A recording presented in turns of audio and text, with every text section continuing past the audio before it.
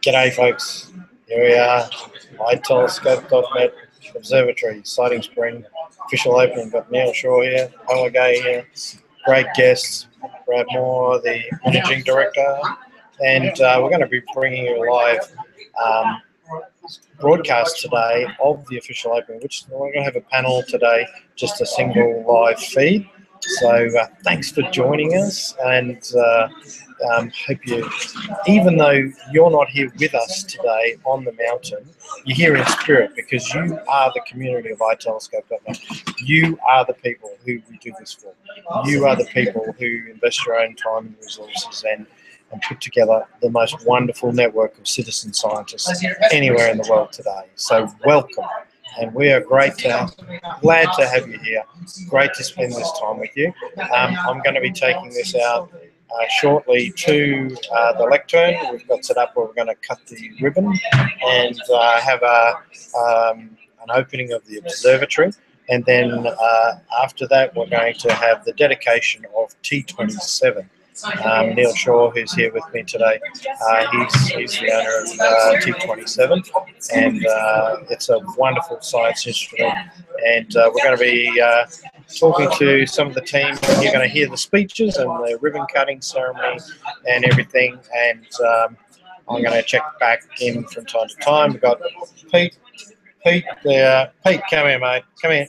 Pete's got his best and loudest shirt on, so you can all. I'm going to start the Q&A app so that you can put some comments about Peter's shirt in. Maybe right with that. I don't want to. I haven't got it properly set up as a proper hangout, so we won't have Q&A. But feel free to put your comments into the Facebook page if you're following there, or on the event underneath this feed. There's areas where you can add comments there. So please let us know what you think of Pete's shirt. And he's over there. Say hello to Pete. He's the observatory manager here. And so we're going to have a great time today. And thanks for joining us live. We'll come back in a couple of minutes just to see how you're all going. So I'll just leave the feed open for a little bit. A little while we're going outside to the entry to cut the ribbon, so that's going to be a lot of fun. So while we're just doing that, we might take a little walk around the observatory and show you around for those of you who haven't seen it much before. So we'll just pause.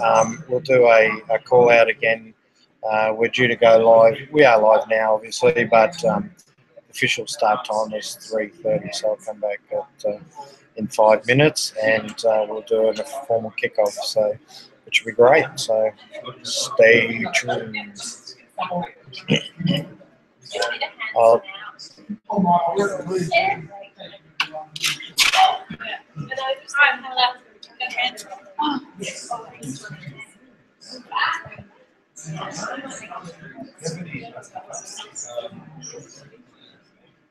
I'd like to do is more.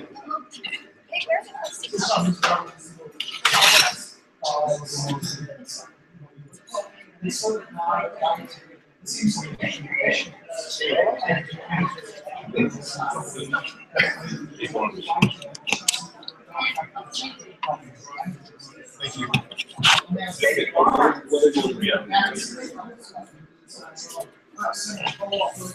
We're doing the live video feed. It's a significant overlap.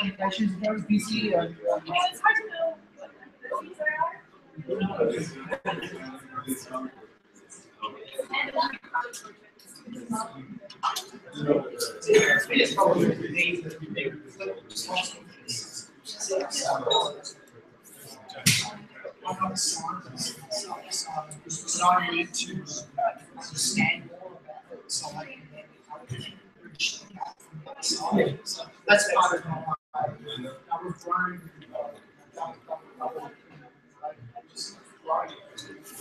Jesus, a lot.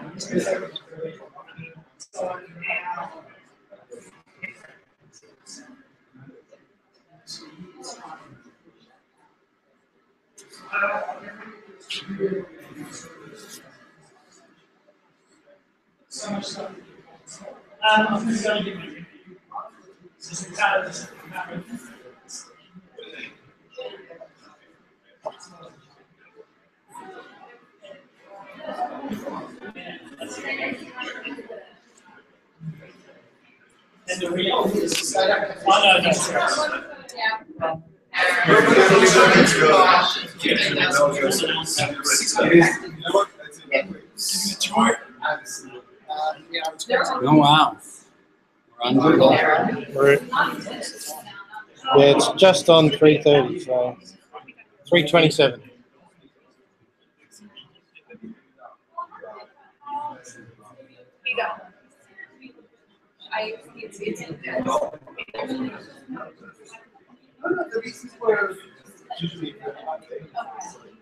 Yes, I mean, it's that,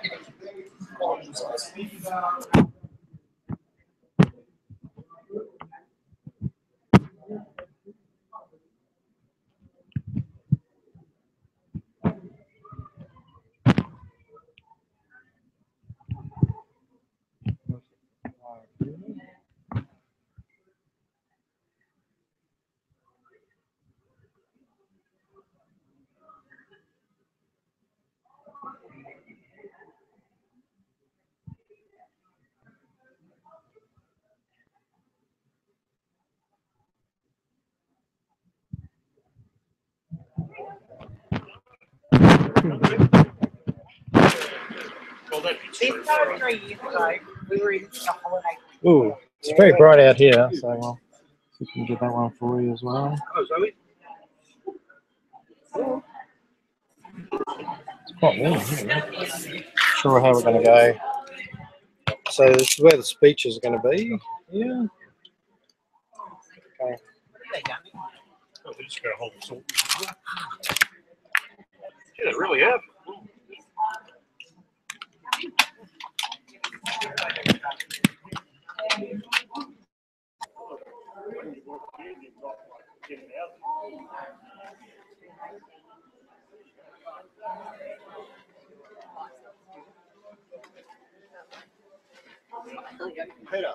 Hey, how are you? Welcome. Hi, how you doing? Good. Yeah, well, we might come back out again for it's very warm here in the sun.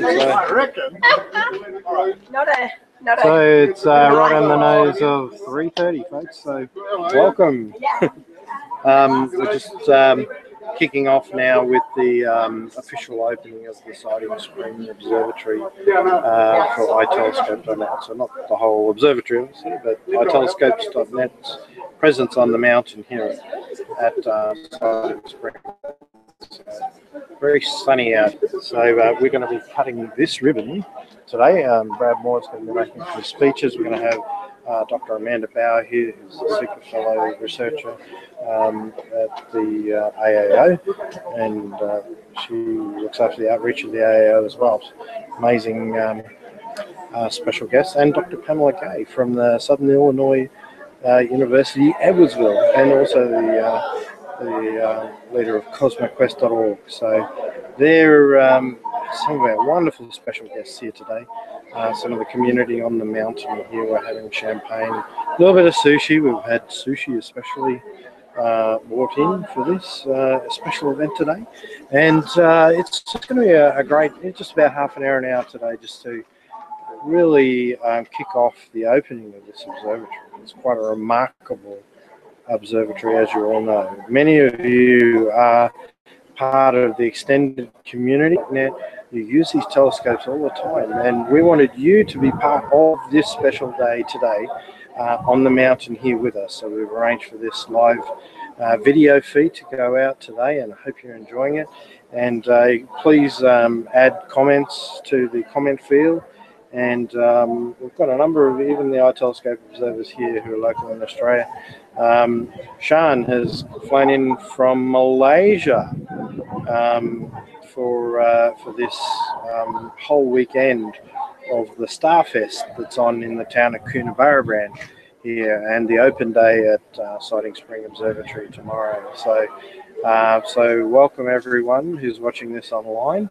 Hope you enjoy just half an hour of just enjoying the video feed with us today. We might do a little couple of spot interviews with people, but just wanted to get a live video feed of the day out to you, because you are such an important part of our community, and we wanted you to share in this very special day for us here at itelescope.net. So I might just head back inside for a minute, and we'll be back out here for the ribbon cutting shortly.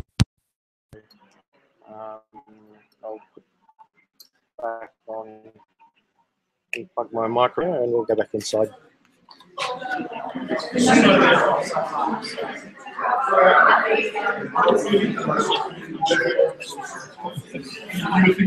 There's Shah. Hey, how are you, mate? Just got the live feed here, so say hello to all the iTelescope members. How are you guys?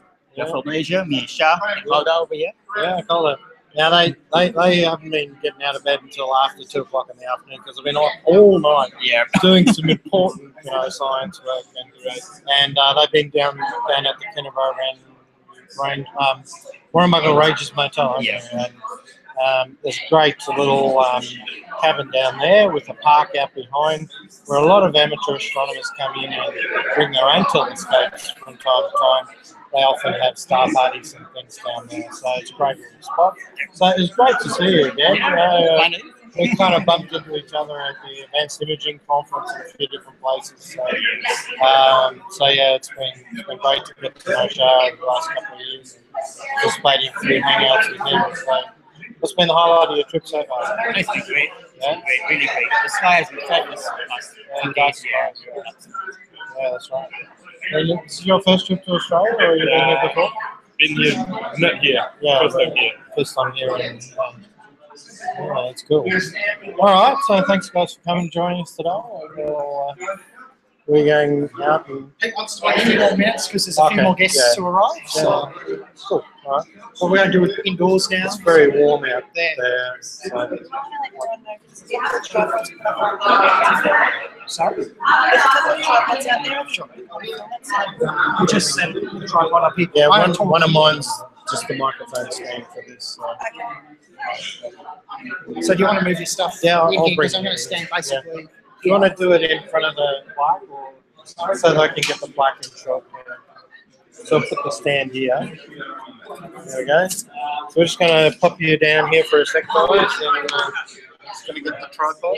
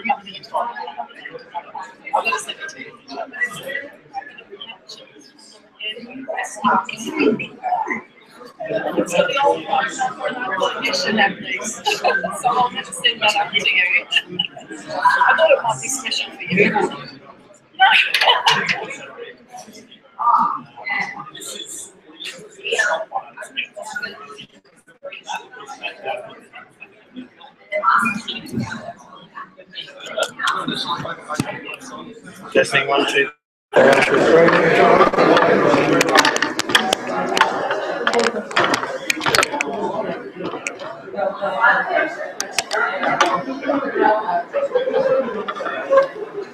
Brad, the mic's just here. So just as long as you're trying to check. No, just as long as you're in this area, pick up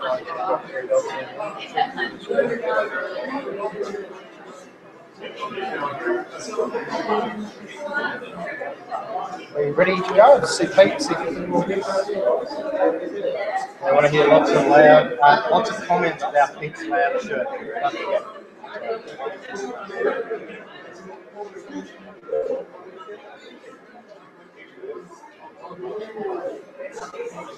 Excuse me, can I have your attention please? If you want to kind of gather around a little bit, around the telescope. Come down along the blue line if you can, and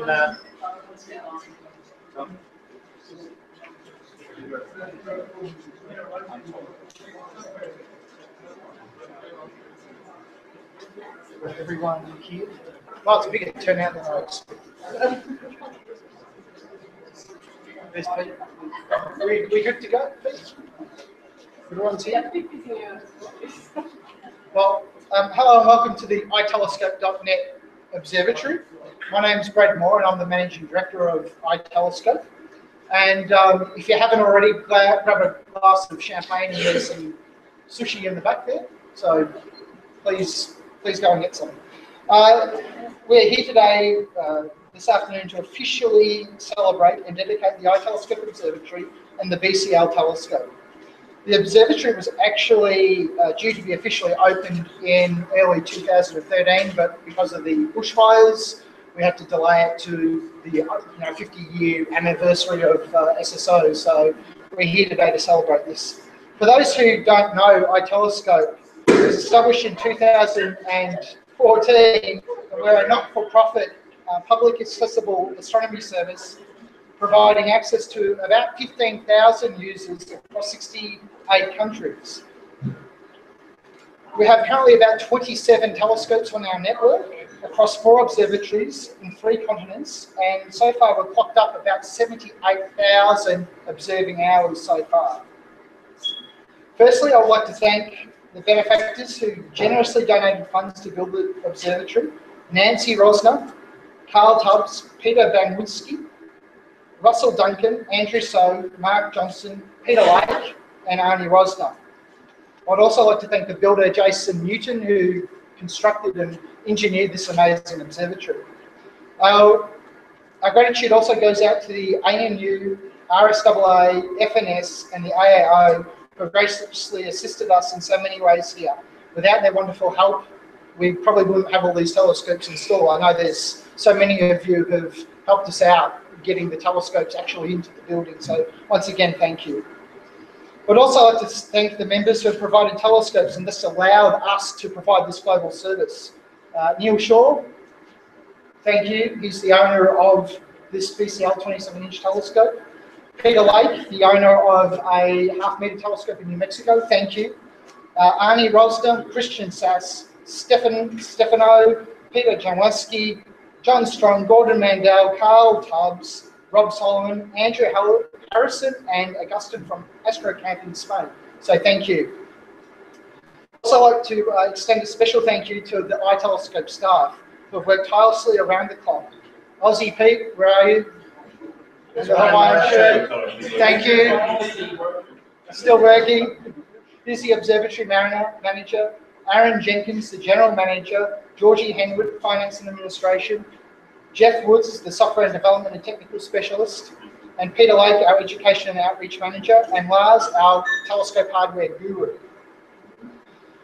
Also like to thank once again Peter, and Ian, and Sarah from the ANU, and also Doug, once again, for helping us out so many times.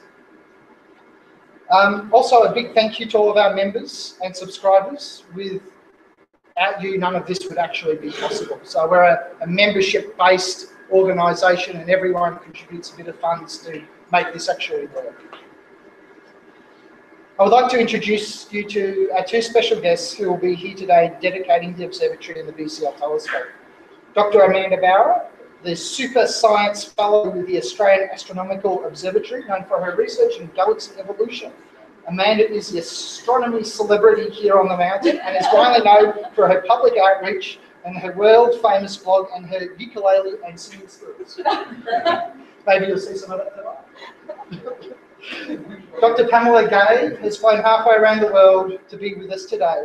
She is an assistant research professor at Southern Illinois University, a podcaster, a writer, and best known globally for her amateur astronomical community for her work in astronomy podcasting citizen science projects. She's also the director of Cosmic Quest. So I would like to invite you both to say a few words about the VCL telescope and to dedicate the observatory. What we're going to do is ask Amanda to take the scissors and do the chop. So let's get the scissors. So Amanda, and thank you.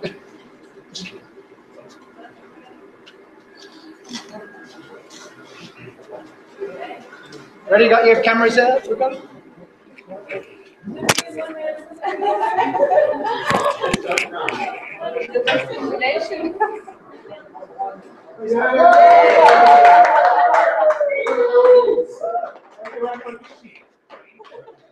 going to invite Neil to say a few words.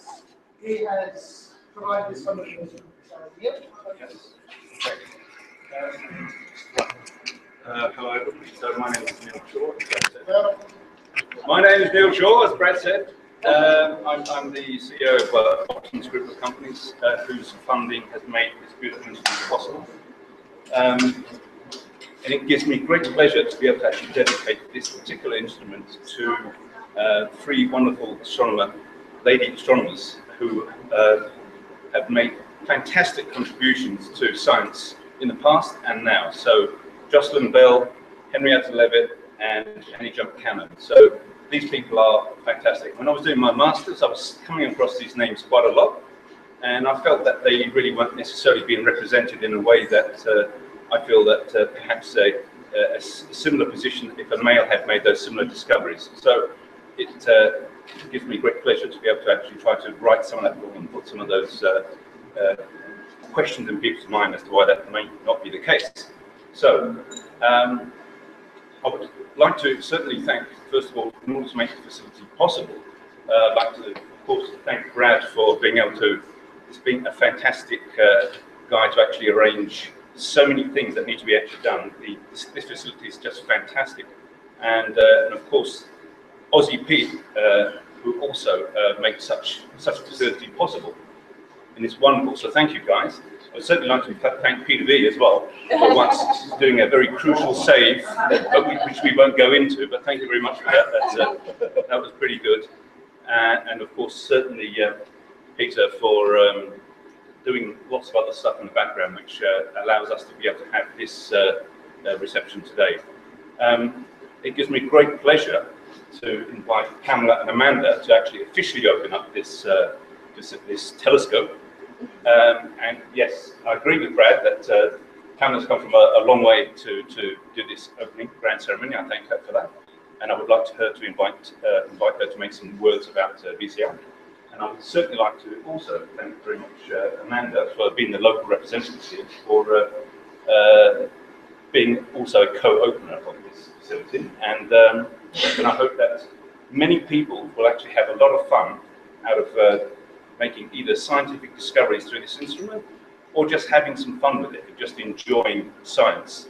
So I hope that this telescope will allow people to, throughout the world, to be able to actually jump onto it, make some discoveries, and enjoy it. So without further ado, let me invite Pamela and Amanda to make a little speech and the grand opening of this telescope.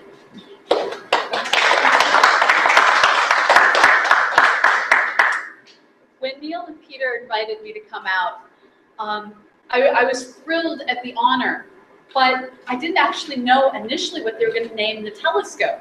I simply agreed it was this fabulous opportunity. I love all of the things that they're doing with the iTelescope to facilitate teachers and amateur astronomers participating in science and helping kids see they too can help us discover the universe.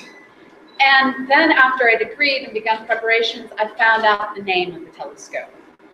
And it kind of warmed my heart because I'm the rare person in my generation who was not inspired by Carl Sagan. And this is nothing against Carl Sagan. It has everything to do with the fact that I grew up in a small town in Massachusetts, about 45 minutes outside of Boston. And in that small town, we didn't get the public broadcasting network. We didn't get PBS stations. And so I never saw Cosmos when it originally aired. And having never seen it, I had no reason to be inspired by Dr. Sagan. But what I did have is a book, Timothy Ferris's Coming of Age in the Milky Way. I got this book from my uncle when I was in the 8th grade. I was that nerdy kid in the family, and I got the nerdy gifts, and I was good with that. And as I was reading through this book, I came across the stories of Pickering's women, of Henrietta Leavitt, of Annie Jump Cannon. And these are women who, like me, grew up in Massachusetts. And I was a teenager as I was reading this. And I was a nerdy, geeky, teased horribly as a space cadet teenager. Kind of awkward as one is at age 14. And as I'm reading through this, I'm hearing, well, Henrietta was someone who was deemed too smart to be socially able, you might say. She wasn't marriage material because she was smart. So what did she do? She kind of devised the way that we figured out how big the universe is, as one does. And Annie Jump Cannon, this is a woman who, when she was in her early 20s, traveled to Europe to view a solar eclipse and did astrophotography. And that was awesome and inspiring. And when she came back, she unfortunately got scarlet fever, and she lost a lot of her hearing. And at the time that she was working and studying, that was considered a huge setback. So what did she do? She volunteered at the Observatory as a calculator. And both of these women initially, they worked unpaid because this is what they loved and this is what they had the ability to do. And they didn't care what society said. They were going to discover our cosmos. And Annie Jump Cannon, she's the one who stepped in and she got between Wilhelmina Fleming and Mrs. Draper to settle, this is how we're going to classify stellar spectra. And they sorted our universe. And that was an awe-inspiring set of stories. And growing up, I kept coming across more and more stories like this of women who revolutionized stellar astronomy.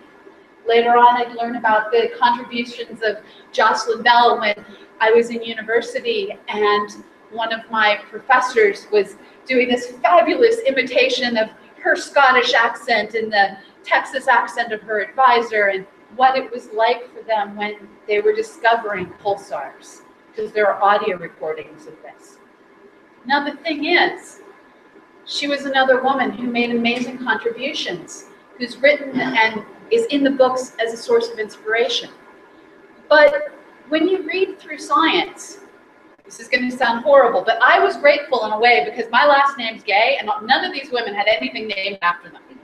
So having something named the Gay effect was a deep concern of mine when I was 14. But now, as an adult, I look back on this, and I still don't want anything to be named the Gay effect. But I wonder, where is the Leavitt period luminosity relationship? It didn't exist until recently, but now textbook authors my age are starting to create this. Where is Annie Jump Cannon when we talk about the Hertzsprung-Russell diagram? Where is Jocelyn Bell when we look at the Nobel laureates, the Nobel Prizes that were given out for the discovery of pulsars? These women's names were left out over and over and over. They became footnotes. This was discovered by, but here's the equation, and we call it just the equation, the period luminosity relationship, the spectral classification system. But thanks to telescopes like this, we're now going back and we're making sure the names of these women, these inspirations, go on forever, so that nerdy kids like me will always have role models of women who simply did what they were passionate about, did what they loved, and didn't stop doing it when they didn't get the appropriate credit. They just said, yeah, and they kept going. and they kept doing amazing research throughout their lives. Jocelyn Bell is in her 70s, and she's still out doing amazing research. And I hope that this telescope will allow young women, young students, young amateur astronomers around the world to do amazing research. And I thank you for naming it after these three amazing women who are my role models, and I hope to be role models for many more to come. Cheers. Oh, that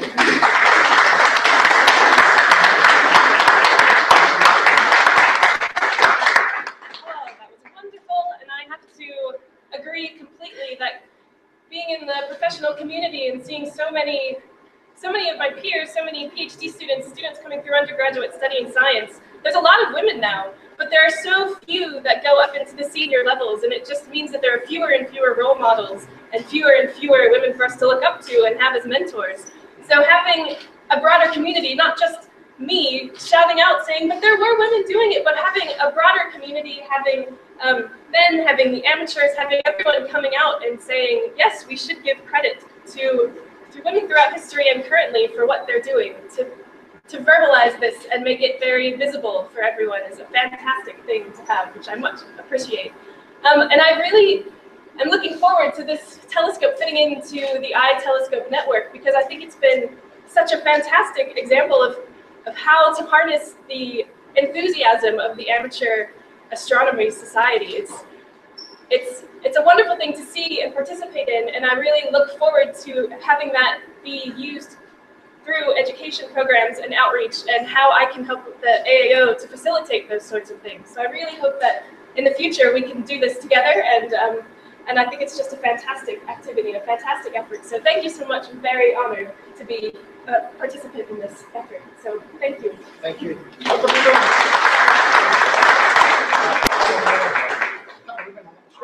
can't. There they are. I put them down so I didn't, accidentally poke an eye out while I was talking. Good Rich. I'm being very careful not to get baffled.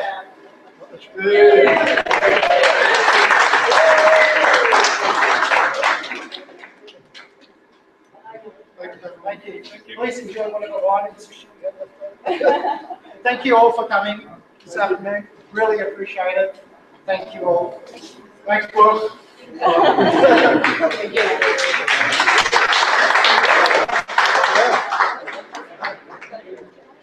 Thank you. That was really good.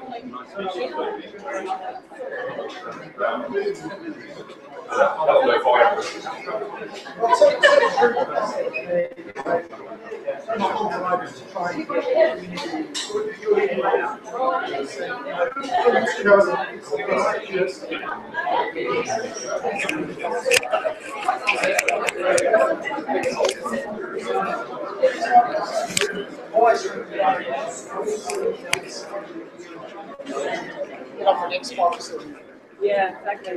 So you want to say hello to our online membership? Hello, everyone. Hi. Thanks for watching. It's a beautiful day here. Thank you. Thank you for attending. We're terribly honored to get to be able to be part of this, and we look forward to seeing all of the amazing results that you bring us from this great new telescope. We will show as many people as we possibly can. Cheers. Cheers. So there you have it, folks, today. It's been a really great day. So thank you for joining us and being part of this really historic occasion where we officially open the new observatory with, of course, Q62 behind me. So once again, we'll wrap it up shortly. We're just coming up to half an hour. So just feel free to share this video and to put it out across your own social media networks, and really share it around so that everyone can really enjoy the special nature of this occasion today. And we do appreciate you at whatever hour it is across the world for you to join us. Thanks everyone for joining us here today live at the iTelescope.net official opening, and of course the T27 dedication today. So I might leave this open for just a couple of minutes just to let the video feed so you can soak up a bit of the atmosphere here, and we'll see you again shortly. Thanks.